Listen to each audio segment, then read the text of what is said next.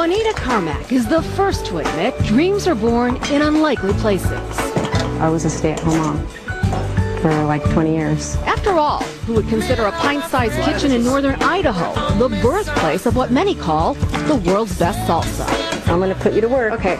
It's a skill Carmack learned as a child, Cut them up in like little sections like this. perfected as a young wife and mother. Her kids were crazy about it. The only thing that we're lacking is some garlic. Soon friends were turning up, uninvited. When I started making the salsa and people would come over, they would taste it and then they'd say, Juanita, do you have any more? It's her great-grandmother's recipe, I'll work on the cilantro. with ingredients she won't disclose, What is your secret that makes it different? The secret part I can't show you. as well as those you'd expect in a fiery salsa. It's not hard at all. No, it isn't. You gotta swallow, can't let it touch your tongue. For about a decade, she gave it away. 4 years ago, she decided to finally find out whether people would pay. My very first day to go out and sell salsa, I kept running back up into my house, open the refrigerator, taste it. I do this. Is anybody going to love this? Cases sold in hours. And that's when Taco Chick Salsa was officially in business. Nobody knew my name. They just knew they loved the salsa. And they said, oh, that's the Taco Chick. Before long, the Taco Chick had her own store, a larger kitchen, and a bigger staff. Can I stay and work with you? Yeah, you can. You're hired. All right. Now she turns out hundreds of jars a week, sold all over the Pacific Northwest. And through that store that never closes, the internet.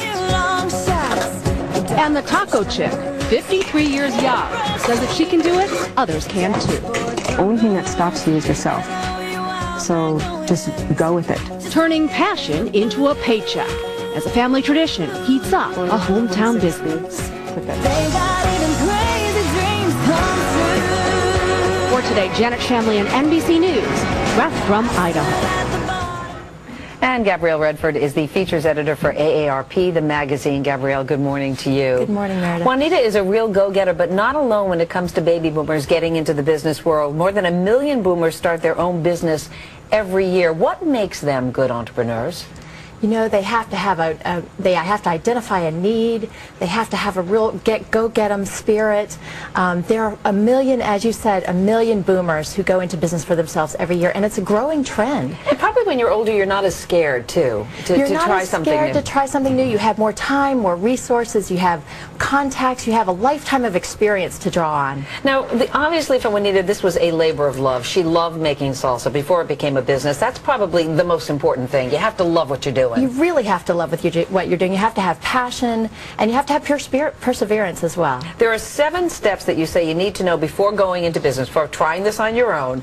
Number 1, look for possibilities. See if there's a market out there, right? Right. You have to identify a need in your community. Then take charge attitude. What do you mean when you say that? You have to want to be your own boss. You're going to be running the show here.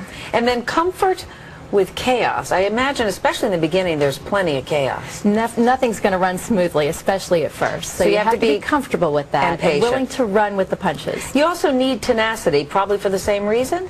Yes, tenacity helps when things get a little rough. Okay, and then be creative and have self-confidence. You have to believe that what you're offering is the best, as in the case of Juanita, the best possible salsa in the world. And when she started, she wasn't sure she had that. She said, will anybody buy this? She found out they would. Then you say be practical about your dream. You have to really have a well thought out business plan. You have to, when you're older, you have to be careful about finances. So you want a business plan not just for your new business, but for yourself as well. And finally, be resilient. You have to roll with the punches, learn from your mistakes. Okay, well, Gabrielle Redford, thank you so much. Good insight. Thank